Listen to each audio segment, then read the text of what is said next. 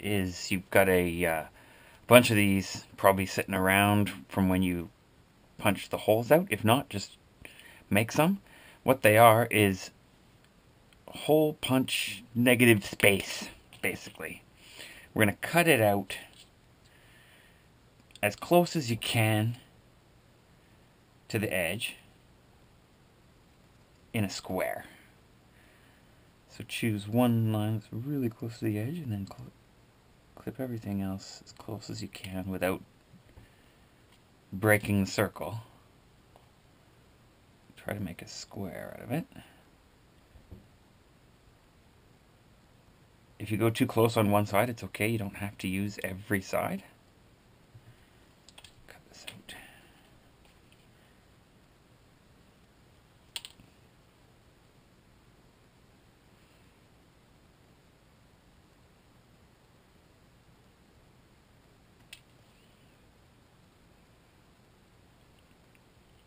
So you take this, and I've got a few made here already.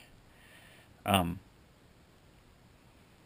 want to cut one end just where it starts to turn up away from the edge. So almost the whole length. And the other side, you want to cut right in the middle.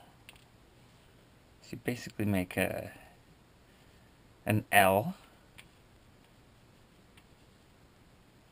But there's a bit of a foot on the top of the L. So you can get two of those out of each hole punch thing.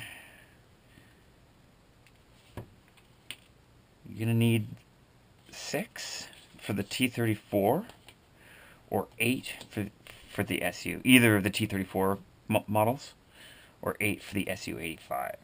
Probably just want to go ahead and attach these now. So I've got some 4-to-1 glue here. And that's what I'm going to use. You can use full strength. It might be a little easier to use full strength glue. But 4-to-1 was what I used to do these other ones, and it does work fine. Gives you a little bit more time to adjust their position, which can be important. Now again, the SU-85 has got 4 fuel tanks. These all have 3. The T-34 and the T-34-85. So I'll just show you on this one here. Now generally I've been finding that it's easiest to pick them up and attach the short end to the target with your paintbrush. Try not to let them fall over. It's better if you can get them to stand.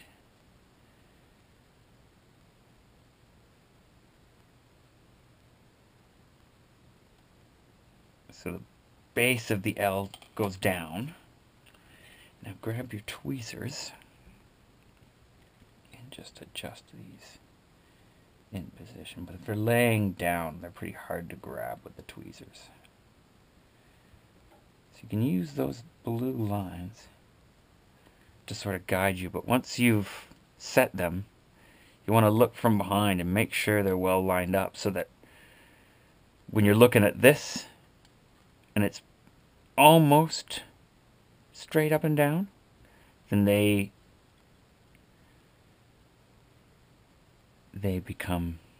You can also sort of test it, although this is a little bit risky. You can see, just drop one of those on there and see if it... Oh, but I haven't showed you how to make those yet. You can also do it with a piece of bamboo skewer. So test and see, yes, that looks like they're pretty level. If it's not really wonky, you're fine. You just want to make sure that you don't have to make a huge adjustment. And sometimes if the thickness of the bits that you've cut, like these thicknesses, can make a difference as to where the fuel barrel sits, how it sits in there.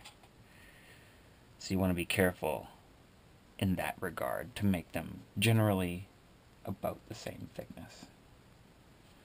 Let's go ahead and do the other side. The other side's a little complex because not only do you want the fuel barrels to sit right, but you want them to be on the same level as each other, or it becomes quite obvious. Okay, let's use these to get this in place.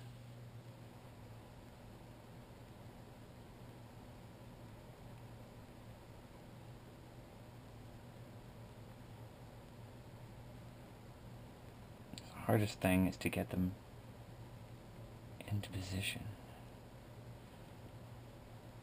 It's pretty delicate for fingers.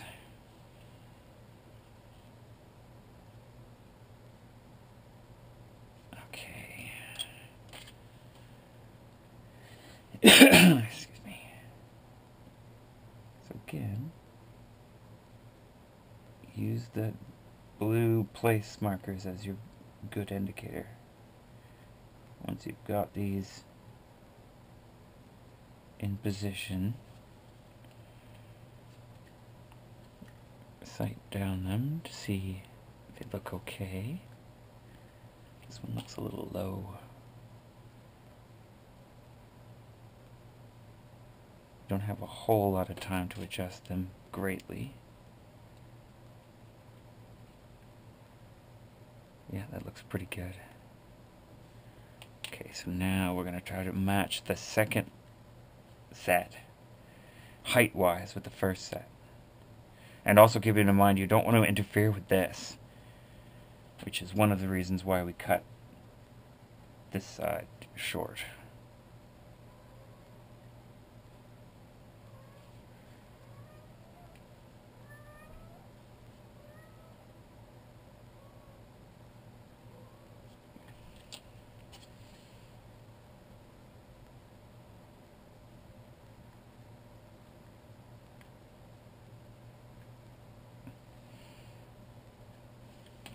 Okay, looks not bad.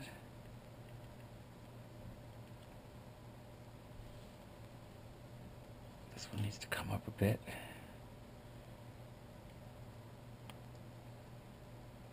Oops, not that much.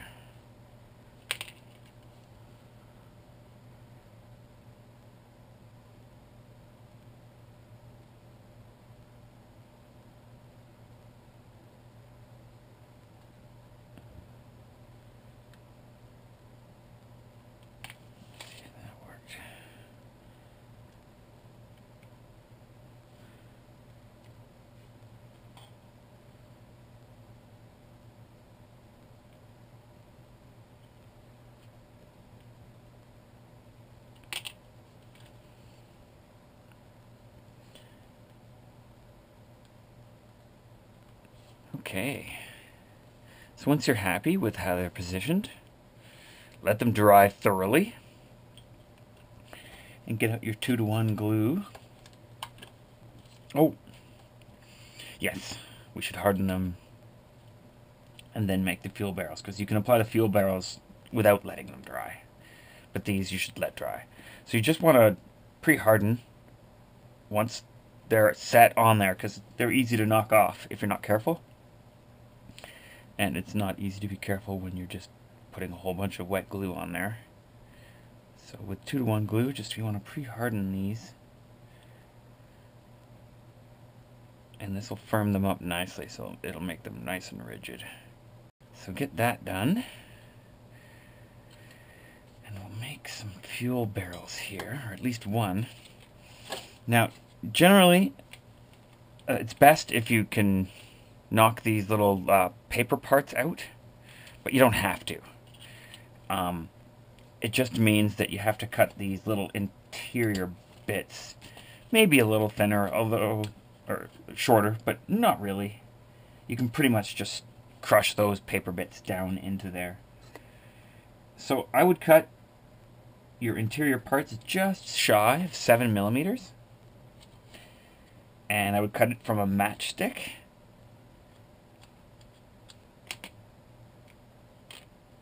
And we're going to stick this in there as so they don't come apart, they're easy to glue to each other. So we're going to cut out two 12-ring caps. And just want to trim. Now careful here, because knife near skin. Just want to trim this as perfectly round, following the cap as possible. And then for sure, the front edge here, if there's any flashing, you want to get rid of that, because that will affect the bonding adversely. Sometimes you have flashing around the ring here, rim. Get that at 2 if you can, or if you have it. And just do the other side. Now you're going to need several of these per vehicle. 6 caps will make you 3 fuel barrels. So that will do for the T-34 and the T-34-85. But you're going to need even more than that if you're doing the SU-85.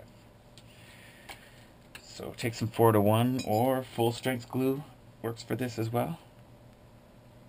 You just want to fill, not fill, but place some glue in each cap. There's a big air pocket in there, that's not full. And then put your brace inside. Now sometimes those matchsticks are a little bit oversized, so if you need to trim them down so that these fit on there nicely and the cap isn't deformed by an off-kilter or oversized match, you may have to look out for that.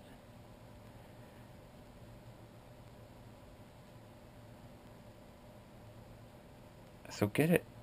So you'll notice if the caps aren't meeting flush, it won't look right. So try to get it really nice. And if you're making a bunch, set it aside to dry, but it's okay to pretty much install it right away. I've got a vehicle here. These are all pre-hardened on. And I'll just show the installation, which is pretty straightforward. Just put some glue on the leading edge there in the inside. And put your fuel barrel on. Try to make sure that the braces are equally distant from the edges of the barrel. And switch sides and do the other side.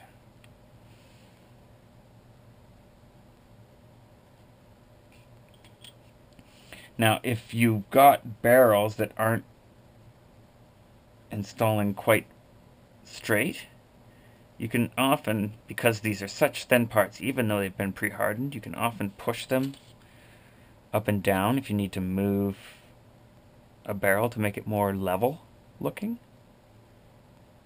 can also sometimes push them around on the brackets, and that will change the position and facing of them a little bit. Because especially with these ones that are on the same side, it will be obvious if things are not lined up correctly. So that looks pretty good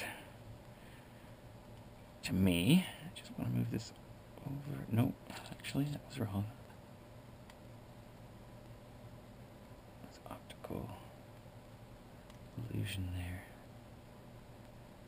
Now on this last one, especially near this grate, push the fuel barrel as far onto this outside rim of the bracket as possible. You want room to be able to paint in here and to not affect it adversely when you're shoving paint down in here and from up here. So if you give yourself a little bit of extra room, it's good for later.